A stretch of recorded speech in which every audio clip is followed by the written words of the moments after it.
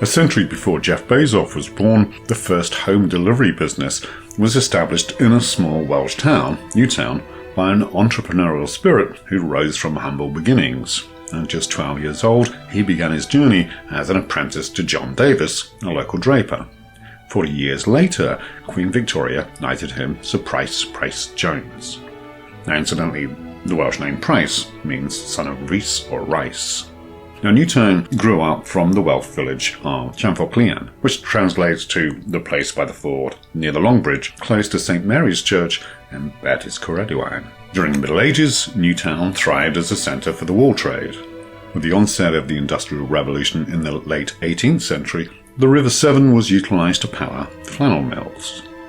Water wheels drove carding machines, this teasing fibres that would be woven into a soft, durable fabric for flannel shirts and blankets. Despite the rise of cotton during the Industrial Revolution, woolen flannel remained highly desired for its warmth and comfort. In 1859, at the age of 22, Pryce-Jones took over John Davis's draper's shop in Newtown and established a new outlet named the Welsh Warehouse. Just as Jeff Bezos seized the opportunity of the internet in 1994, Pryce-Jones capitalized on the postal reform of the prepaid postage stamp in 1840, that had been marked by the penny black stamp. This reform ensured a fixed price for letters and parcels, paid for by the sender rather than the receiver, to anywhere in the UK. This innovation allowed Pryce-Jones to send fabric swatches to interested customers beyond his immediate area. In 1861, the railways arrived, initially connecting Newtown to Nederlois in the south and to the north to Oswestry. This then linked on to the mainline Chester-Shrewsbury line. And by 1864, there was a direct route from Newtown to London. In 1859, Pryce-Jones published the world's first mail-order catalogue. Now, catalogues were not new, they appeared as early as the 1500s, but were no more than a price list.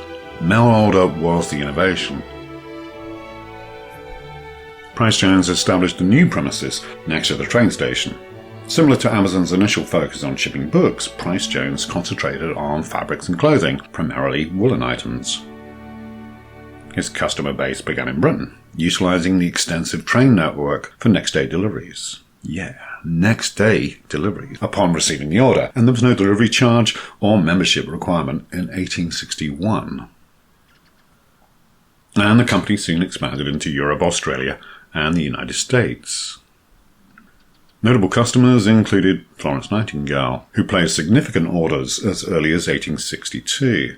And she's credited with introducing the nurse's uniform during her work in Crimea in the 1850s, and on her return as a celebrity in the 1860s, set up the first nurses' training college. Queen Victoria was known for wearing Welsh woolen bloomers, and was also among his most prestigious clientele. With such remarkable success, Pryce-Jones renamed his store the Royal Welsh Warehouse in 1869. And in recognition of his achievements, Queen Victoria bestowed upon him a knighthood in 1887. Just as Amazon expanded from bookseller to multimedia giant, Pryce-Jones diversified his catalogue, and by the 1870s offered a wide range of fashion items. And with over 100,000 customers, which included heads of state and European royalty. He secured major contracts with the various militaries. In 1876, the Russian army ordered 60,000 of his euclisia blankets. Euclisia is a Greek term meaning sound sleep, which Pryce had invented and patented as the first sleeping bag. The rapid growth of his business necessitated multiple relocations within Newtown. In 1879, he constructed a purpose-built dispatch warehouse and retail outlet adjacent to the railway station, which still dominates the town. Expansions followed in 1886 and 1895, including the addition of a factory and his own post office to manage the increasing trade. The London and North Western Railway Company facilitated daily deliveries to London with 3 parcel vans.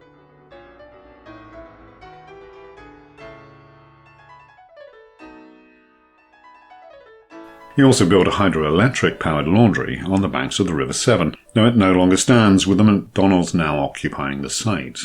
The facade of the building proudly displays the numerous medals awarded to the company by international trade fairs.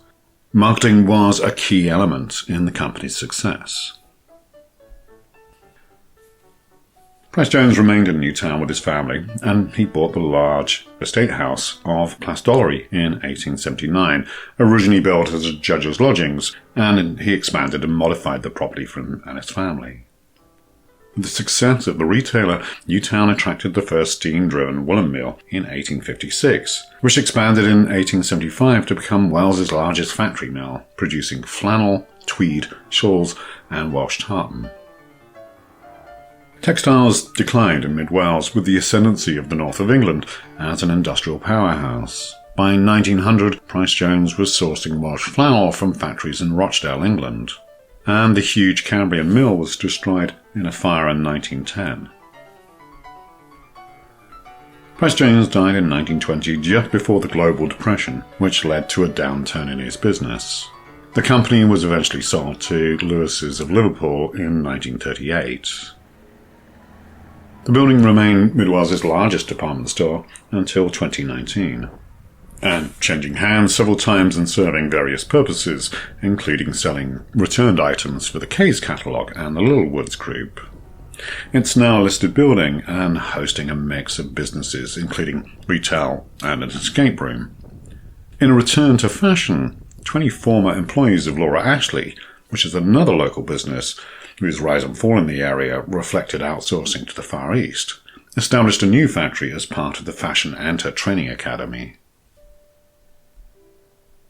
In summary, Pryce-Jones' journey from rags, or rather workwear, to riches exemplifies a young entrepreneur who capitalized on the latest developments to build a successful business. He started with a simple idea of selling fabric, which then developed into a global fashion brand. Pryce-Jones started an entirely new business that is now worth billions. Others followed, notably Sears and Montgomery Ward in the US, and of course Amazon.